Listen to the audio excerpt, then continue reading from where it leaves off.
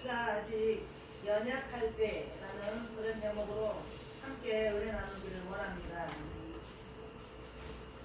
이 하나님이 행하신 하나님의 섭리인 구원의 역사는 우리가 아직 연약할 그때에, 우리가 죄인 되었을 그때에 하나님께서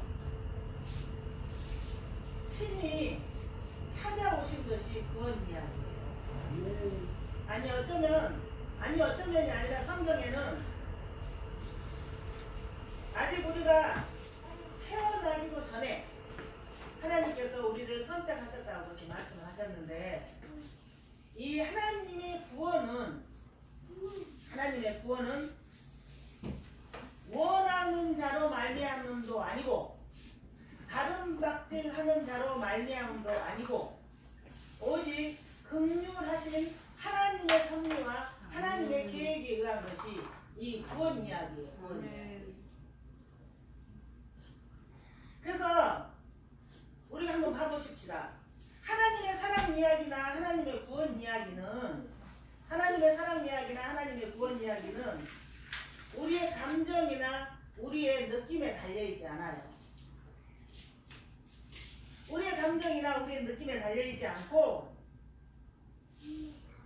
하나님의 사랑과 하나님의 구원은 그리스도께서 경건치 않는 자와 죄인들을 위하여 죽으셨다는 그 성경 말씀 그 사실에 근거한 것이에요. 근거한 것. 그러니까 우리가 하나님의 말씀을 읽으면 읽을수록 빠져들어가고 하나님의 말씀을 묵상하면 묵상할수록 감사와 은혜가 넘치는 것이, 우리가 하나님을 그렇게 말씀을 통해서 더 깊이 알아가기 때문이에요. 알아가기 때문. 하나님께서는 우리가 하나님께 아무 쓸모없을 그때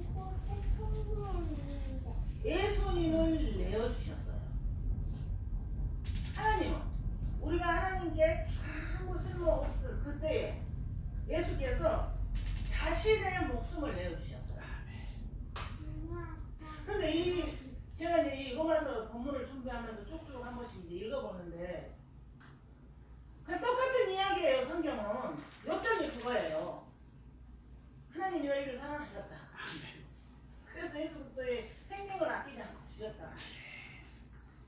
그래서 너희 죄가 십자가 못 박혀서 없어지고 예수님이 너희 죄가 돼서 돌아가시고, 그 예수님의 의가 너희에게 전가돼서 너희가 이 땅 가운데서 예수님과 연합된 상태로 하나님의 자녀로서의 삶을 사는 것이다. 그 설명, 그 이야기예요. 그 이야기 처음부터 끝까지. 나는 너를 사랑했다. 하나님께서 나는 너를 이렇게 사랑했다. 너는 내 자녀다. 너는 신분이 하나님 나라 백성이다. 그래서 너희가 이 땅 가운데 살고 있다 할지라도 하나님 나라 백성으로 살아야 된다. 이 이야기예요. 그래서 성경을 모르는, 하나님 나라 원리를 모르는 이 세상이 하나님을 알 수 있는 유일한 길이 너야. 너. 하나님 그렇게 말씀해. 그래서 너가 변화받은 자로 살아가면은 하나님 살아계시나 보네. 너 변한 거 보면은 너가 하나님의 형상대로 하나님 나라의 백성으로서의 삶을 제대로 살아가면 너를 보고 하나님을 안다는 것이에요. 너를. 그러니 우리가 얼마나 사명이 막중한 거예요. 너를 보고 하나님을 안다니, 알아본다니. 하나님께서는 제가 그 불가항력적이라는 단어를 뜻없이 설명하고 있었어요. 그게 뭐냐면 내 의지와 아무 상관없이 내가 하나님 앞에 아무 쓸모없을 때 하나님께서 하나님의 목적대로 하나님의 뜻대로 우리 인생 가운데 들어오셔서 너는 내 자녀야. 너는 하늘의 시민권자야. 그래서 너는 나의 백성으로서의 삶을 이 땅 가운데서 살아내는 거야. 이렇게 우리 인간 측에서 아무 내놓을 만한 그것이 없을 그때에 하나님께서 우리를 구원하시는 것이 하나님의 구원사입니다.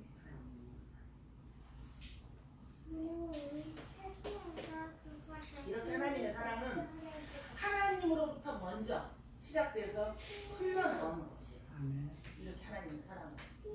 그래서 이 하나님의 사랑 이야기는 하나님의 십자가의 그 사건 이야기는 반드시 내 인생을 반전시킬 만한 그 방향을 바꿀 만한 바꿔놓을 만한 그런 내 사건이 되어야 돼. 그때까지 기도해야 되고 그때까지 말씀 읽어야 되고 우리는 그때까지 몸부림치는 내 자신의 그런 씨름이 있어요.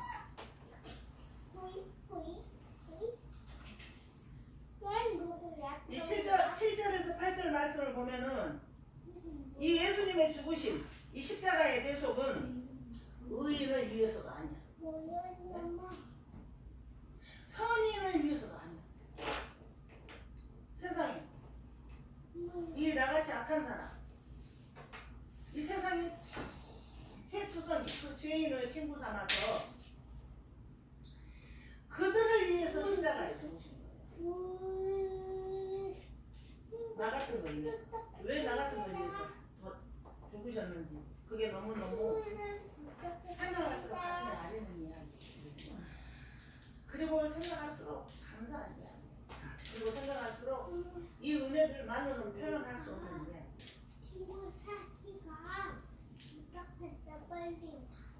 죄로 말미암아 하나님 관계가 단절돼서 우리가 죄인은 신적 축복에서 제외돼 있는 상태였어요.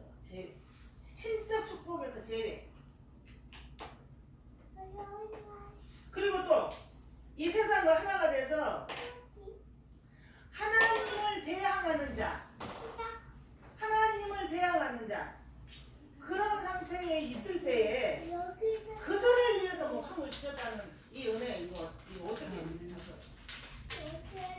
그래서 이 연약함이라는 이야기는 연약할 때 이 연약함이라는 이야기는 영적으로 가장 무력한 상태. 어떤 신학자들은 이제 구원 받기 전에 그런 상태라고도 이야기하는데 영적으로 가장 무력한 상태. 그리고 예수님을 영접하고도 주님의 뜻대로 살고자 하는 의욕이 없을 그때 하나님의 사랑은 예수 그리스도의 그 생명을 내주시기까지 우리를 구원하신 거라 그런 얘기입니다. 그래서 여러분 우리가 우리의 성숙이나 우리의 노력이나 우리의 변화나 그런 것으로는 근거할 수 없을 그때에 우리가 성숙했기 때문에 그때의 십자가 사건이 일어난 것이 아니에요. 우리가 변화돼서 그때의 십자가의 사건이 일어난 것이 아니에요. 그 가장 연약한 그때에 우리를 위해서 그리스도께서 죽으심은 우리에 대한 자기의 사랑을 확증시키셨다고 본문에 그렇게 써 있어요.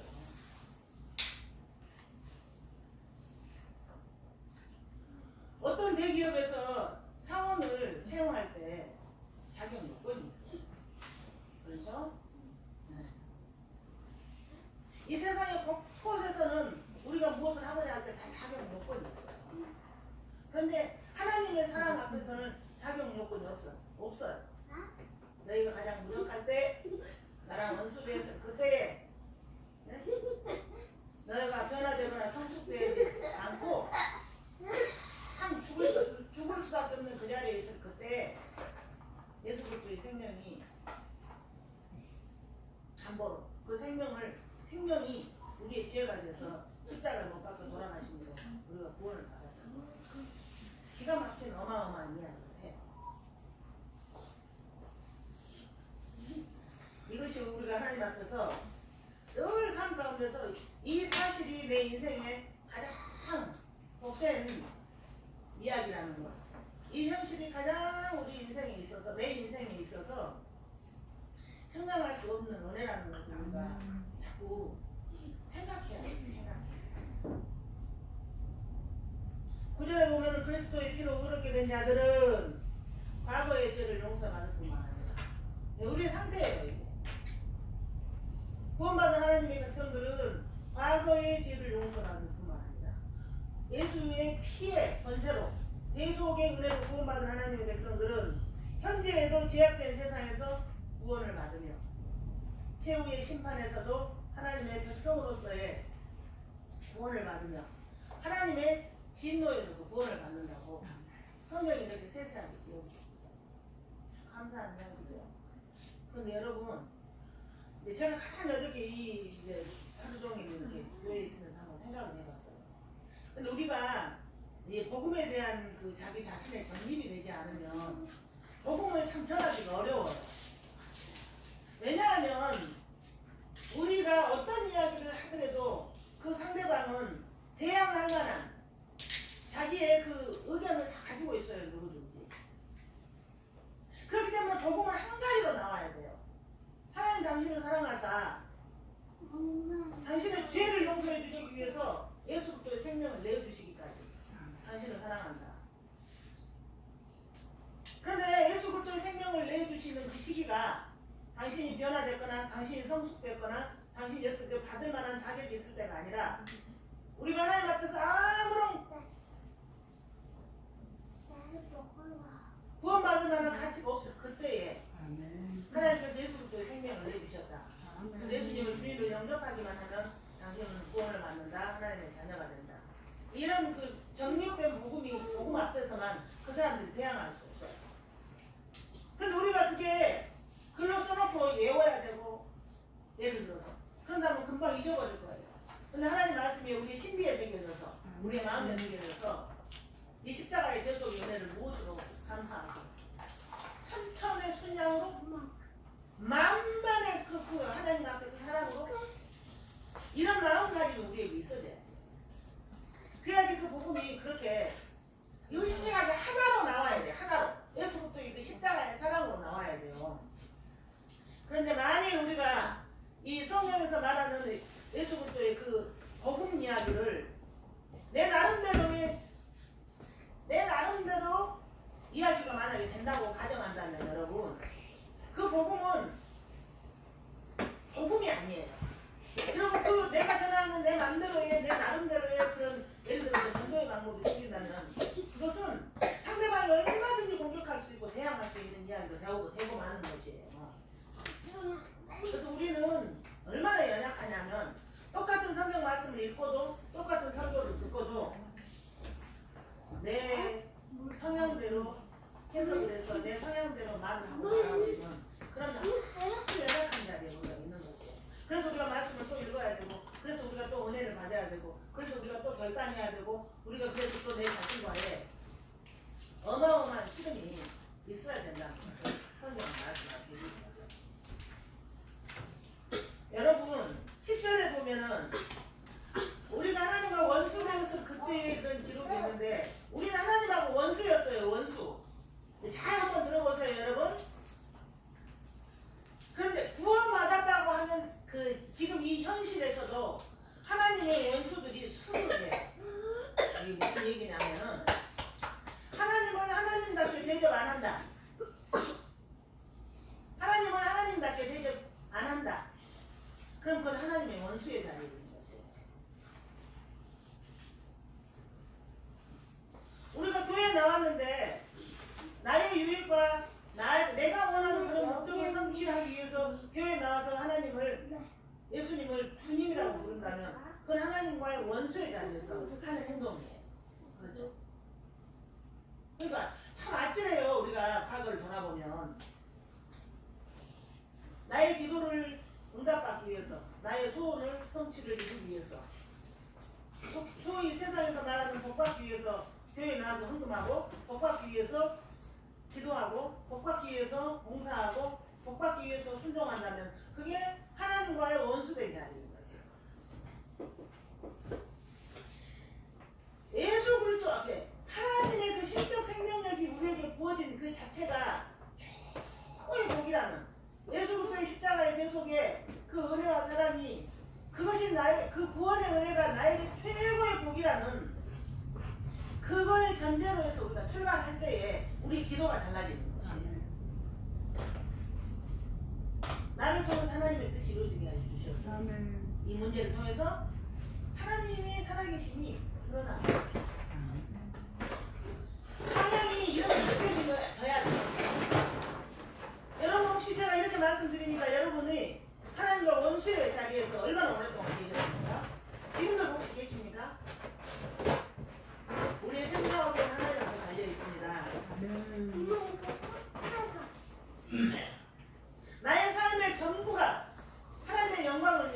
지어져갈 수 있도록 성장해 갈 수 있도록 자라나갈 수 있도록 하나님 은혜를 주시옵소서. 우리의 신앙의 태도가 말씀에 대한 우리의 반응이 날마다 하나님을 향해서 달라져야 돼요. 성경은 그걸 이야기하는 거죠. 그런데 말씀에 대한 우리의 반응이 달라지기 위해서는 설교를 만번 들어도 필요 없고 성경을 백독해서 되는 것이 아니고 아하 성경은 이렇게 기록되어 있구나 나는 그럼 그렇게 해야 돼 하고 결정하는 순간 아하 설교 말씀을 들으니 하나님의 뜻은 이렇구나 그럼 내가 하나님의 뜻대로 살아야 하겠다 결정하는 순간 방향이 달라지고 삶이 달라지고 여러분들의 신앙의 그 상태가 달라지는 것이에요. 자 그렇다면 여러분은 신앙생활 하면서 지금보다 더 성장된 신앙생활 하기를 원합니까? 지금보다 더 성숙된 신앙생활 하기를 원하십니까? 지금보다 더 변화된 그런 신앙생활을 하다가 하나님 만나시기를 원하십니까? 간단해요. 어렵지 않아요. 말씀이 그러라고 하셨어? 아멘. 하나님 제가 오늘부터 그 말씀이 명령한 대로 한번 살아보겠습니다 라고 결단합니다. 그것이 성장, 그것이 변화, 그것이 성숙, 그것이 하나님의 뜻, 그것이 하나님의 기쁨.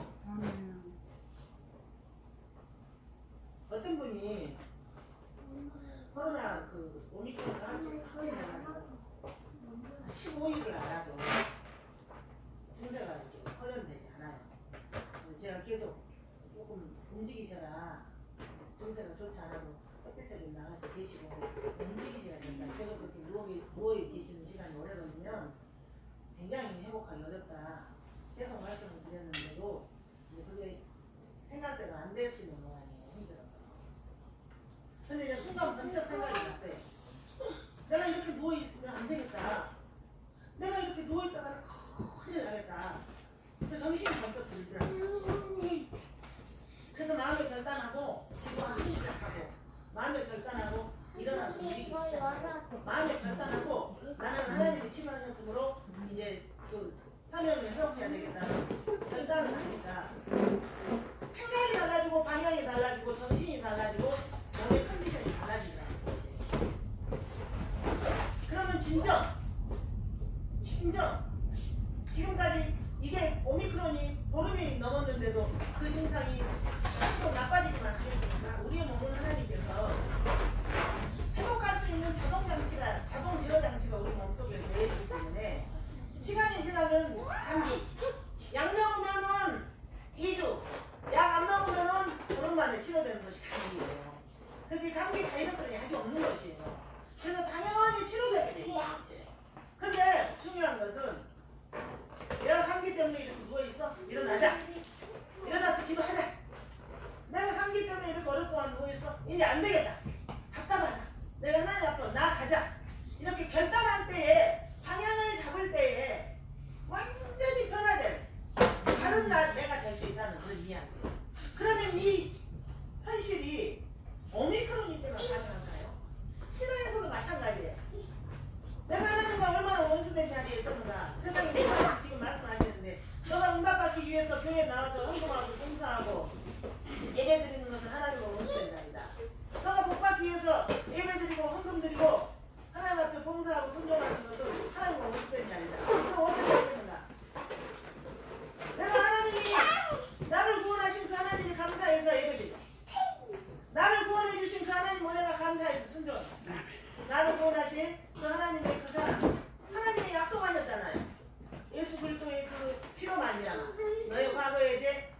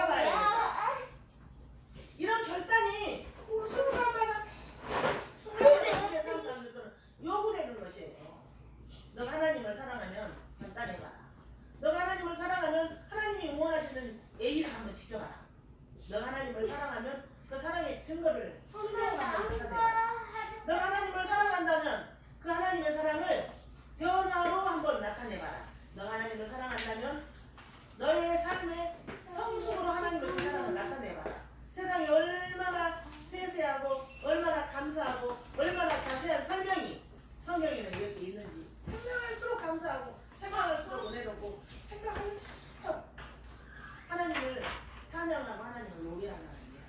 그렇죠? 우리가 하나님 앞에 원수된 자리에 있다는 것은 창조주 하나님을 창조주 하나님으로 대접하지 않으면 하나님과 원수된 자리에 있는 것이에요. 내가 너를 지은 목적은 하나님을 예배하기 위함이야. 내가 너를 지은 목적은 하나님 앞에 영광 돌리게 하기 위함이야. 그러면 그대로 나와 이유 없어요. 이유. 무슨 이유가 있겠습니까? 새 생명을 받은 자가. 그래서 이 역사는 하나님의 사랑을 확증하는 그 목적으로 창조가 된 것이에요. 여러분, 이 역사는 하나님의 사랑을 다 확증시키는 거예요. 이 역사를 통해서 어떤 방법으로요? 우리가 하나님 앞에서 가장 연약할 그때 예수 그리스도의 목숨을 내어주는 거예요. 우리가 하나님과 완전한 원수된 그 상태에 예수 그리스도의 목숨을 내어주는 것으로 하나님의 사랑입니다. 그런 방식으로 나타나요. 그러니 얼마나 수리 맞아요. 나 같은 죄인, 낙한 자요, 나 같은 그 죄인. 그러니 여러분의 자신을 보고 낙심하시면 안 돼요. 여러분 자신을 보고 낙심하시면 안 돼요. 내 안에 계신 그 예수님의 그 뜻을 보고 우리는 일어서야 합니다. 여러분의 자신의 모습을 보고 의심하거나 여러분 자신의 형편을 보고 의심을 하거나 여러분의 자신의 환경을 보고 의심하거나 낙심하면 안 돼요. 구원받은 주의 백성들은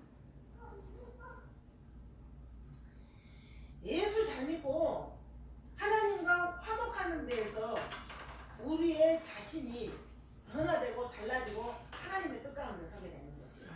성경은 예수 잘 믿고 하나님과 화목하게 된 상태에서 신앙생활 잘하는 그 상태에서 하나님과 동행하자. 성경은 그렇게 말씀하시는 거예요. 그래서 우리는 내가 하나님 앞에 아무 쓸 수 없을지라도 하나님께서 그리스도 안에서 너는 의롭다, 너는 의인이다. 그런 칭의를 근거로 하나님과의 본래 관계를 하고 회복하는 거지. 칭의.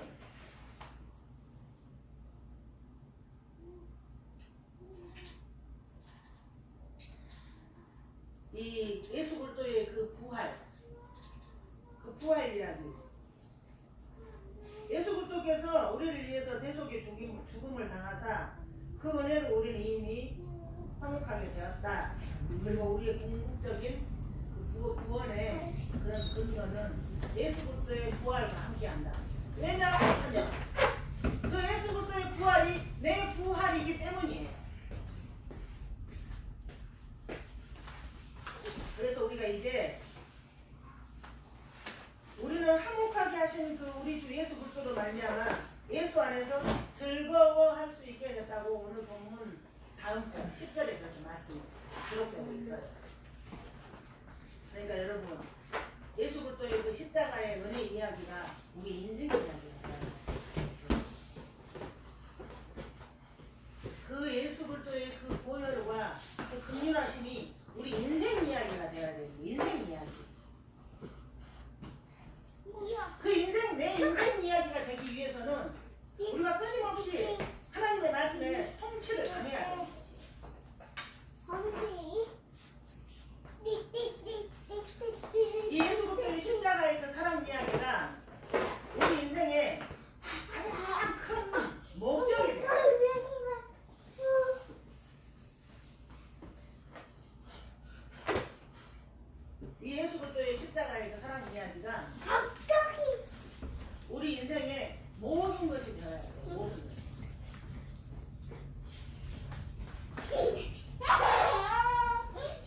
나는 예수님과 함께 있다.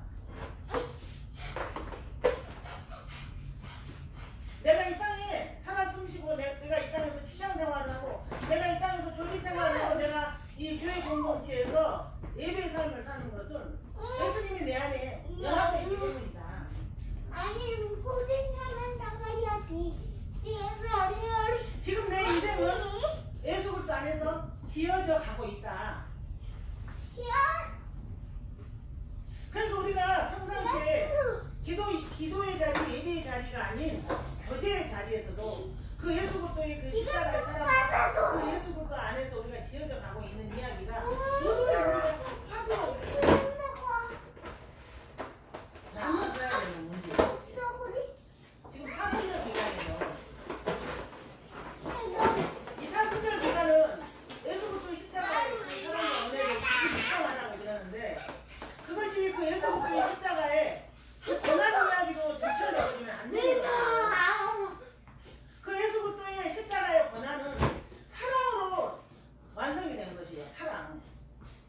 그래서 깊은 감사와 깊은 은혜와 깊은 그 기쁨이 함께 그 은혜가 함께 우리 가운데서 늘 거듭되고 있어요. 지금 내 삶 가운데 모든 것은 우리 주님의 인도하신 가운데 있는 것이다. 여러분, 제가 우리 성경 지식교회라는 여쭤보겠습니다. 우리가 살아온 30대, 우리가 살아온 20대, 우리가 살아온 40대, 우리가 살아온 50대, 우리가 살아온 60대, 우리가 살아온 70대, 우리가 살아온 80대 중에서 언제가 가장 안정적인 삶을 살고 계십니까? 이것을 만약에 우리 눈에 보이는 환경과 형편으로 말할 것 같으면 그 이야기가 아니에요. 주님의 은혜 안에 얼마만큼 붙잡혀 있는가가 우리의 삶의 안정적인 상태에 어떻게 해야 돼? 안정적인 상태를 말할 수 있는 거예요. 언제가 제일 안정적인 상태냐면 주님의 은혜 가운데 있을 때가 제일 안정적인 상태. 그럼 그 신앙이 성장하면 성장할수록 안정적인 상태로 돌아간다는 이야기예요. 그런데 제가 우리 그 수도원 진리교회 예배 공동체 한 분 한 분들을 한번 제가 생각해 봤어요. 은혜 안에 계신 분은 가장 안정적인 상태예요. 은혜 안에 계신 분. 근데 은혜 안에 계시지 못한 분은 환경이 가장 괜찮음에도 불구하고 굉장히 분주하게 굉장히 불안정적인 상태로 살고 계시더라고요. 그렇다면 나의 60대, 나의 50대, 나의 30대, 나의 70대 중에 가장 안정적인 여러분의 상태는 언제예요? 여러분 손 한 번만 고백해 보세요. 지금 이 순간이에요. 네, 지금 이 순간인 분들이 계세요. 우리 교회에 많아요. 제가 그 생각을 하니까 또 은혜가 되는 것이에요. 제가 그 생각을 하니까 또 내 마음에 기쁨과 감사가 나오는 것이에요. 내 인생에 있어서 가장 안정적인 때가 언제입니까? 지금 이 순간입니다. 지금 이 순간이에요. 지금 이 순간. 그렇다면 나의 나된 것은 하나님의 은혜라는 고백이 이래서 나오겠다.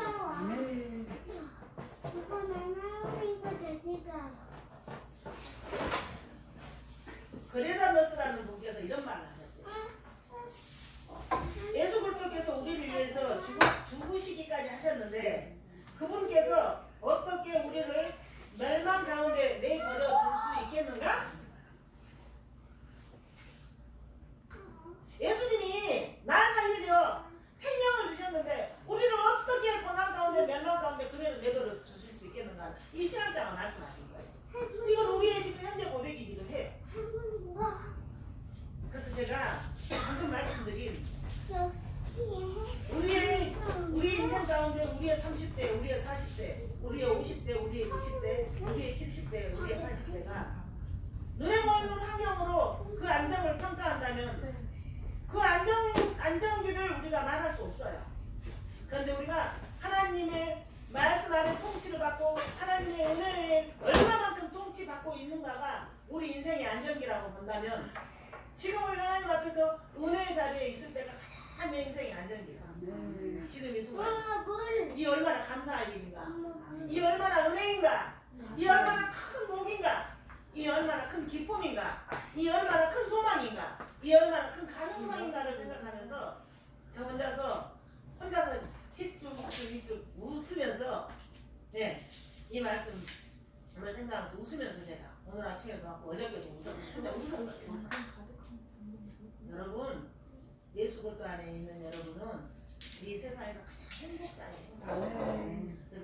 사순절을 하나님의 은혜, 하나님의 사랑, 그 하나님의 섭리, 하나님의 그 구원, 하나님 나를 향한 그 관심, 그 하나님의 그 희생, 그 하나님의 놀라운 그 은혜라는 그것을 우리가 반복해서 고백하고 감사하고 생각하고 우리가 나아갈 때 우리는 그 어느 해보다 멋진 사순절을 보내고 값진 사순절을 보내고 우리 주님과 동행하는 행복한 사순절을 보내게 될 줄 믿습니다. 그래서 오늘 설교를 여러분들이 한 번씩